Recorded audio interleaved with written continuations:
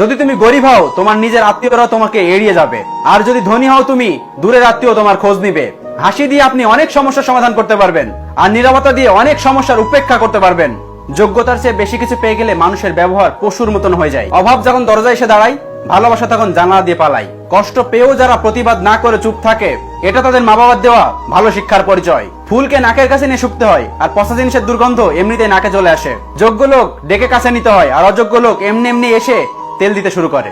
সমস্যার সমুদ্রে ডুবে যাচ্ছে বলে আতঙ্কিত হয়েও না, হয় তিনি তোমাকে টেনে তুলবেন, না হয় সাঁতার শেখাবেন। গরিবকে কখনো অবহেলা করবেন না, কারণ ধনী হতে অনেক সময়ের প্রয়োজন হয়, কিন্তু গরিব হতে বেশি সময়ের প্রয়োজন হয় না। মনে রাখবেন, যে অতীত ভোলাতে পারবে তাকে ভবিষ্যৎ করো।